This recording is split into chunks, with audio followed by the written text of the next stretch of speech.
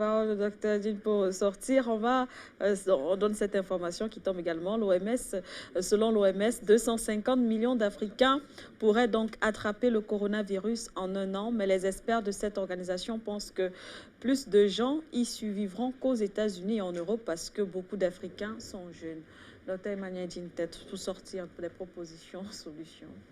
Voilà, je ne vais pas jouer le jeu de la danse du moineau, mais il est important que je finisse par le panéliste Patrick Sapak l'a déjà dit.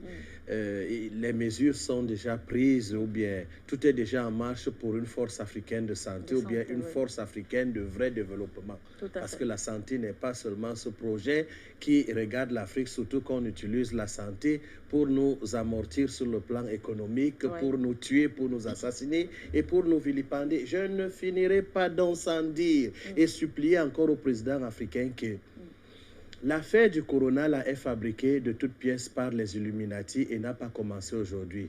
Coronavirus, c'est déjà 666, je vous l'ai dit. Et Macron n'a cessé de le dire. Personne n'échappera au nouvel ordre mondial. Et nous arriverons au nouvel ordre mondial par l'intelligence artificielle, qui sera une sorte de vaccination. Alors, il faut donc prendre une convention opérationnelle de vaccination identitaire pour y arriver. Et maintenant, c'est la première phase parce qu'il y a 3 phases. Pour l'instant, l'Organisation mondiale de la santé, le banditisme international, voudrait tester le niveau d'obéissance des peuples, d'où l'exigence de confiner. Mais en tant que médecin, pauvre médecin, depuis quand même 22 ans, ça veut dire qu'avant ces 22 ans, j'ai étudié, je puis vous dire que le confinement n'a jamais aidé un peuple à être délivré d'une attaque épidémiologique. Au contraire, en vous confinant, il existe ce que j'ai expliqué dans une conférence, l'inceste viral. L'inceste viral est capable de donner au système immunitaire de ne plus reconnaître l'ennemi. Comprenez-le.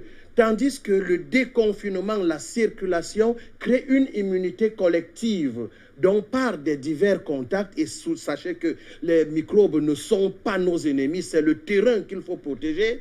Le contact avec l'extérieur envoie des particules microscopiques en nous qui met constamment le système immunitaire en travail pour notre protection. Ça, je pourrais revenir là-dessus parce qu'il va falloir revenir à la vraie immunité et non les bêtises qu'on nous met aujourd'hui dans des facultés de médecine, transformant des médecins en agents très dangereux. Parce que je vous assure, même le fait de vous asphyxier là, avec les masques, c'est pour vous fragiliser. Ça fait 50 à 60% de votre gaz carbonique qui revient dans votre intérieur. Et pendant ce temps, vous faiblissez parce que l'énergie amplifiée ou bien gérée par une bonne oxygénation du corps n'est plus là du tout. Mais les médecins réciteurs de cours, malheureusement, ne vous en parlent pas. Toutes les résolutions qui sont prises là sont mauvaises. Comme ces fûts qu'on trouve là dehors, regardez, vous ouvrez un robinet dont vous déposez votre Covid, vous lavez les mains et qui ferme? C'est encore vous. Vous reprenez le Covid. Autant d'imbécilité qui démontrent qu'il n'y a pas eu concertation scientifique, mais une histoire politique décidée un certain jeudi, le 12 mars en Belgique, et les Africains ont copié-collé dans une sorte de folie qui dérange même parce qu'il suffit de réfléchir comme le patriarche disait tout à l'heure pour comprendre qu'on imbécilise les gens. Donc 50 personnes, le virus se calme. En tout cas, j'ai vu dans les restaurants, tout le monde entre, il baisse. Il met en berne son masque.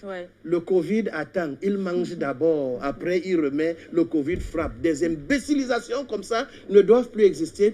Et les gouvernements africains doivent consulter leur peuple. Ce n'est pas un ministre de la Santé ou un premier ministre qui viendra s'adresser aux enfants, parmi lesquels les médecins, comme si nous sommes encore à l'époque où on va nous fouetter si on n'obéit pas au pouvoir, qui doit nous rendre compte et doit nous consulter. On imbécilise les gens comme ça et le monde nous observe comme une Afrique idiote pour qu'une organisation mondiale de la santé vienne nous raconter les histoires.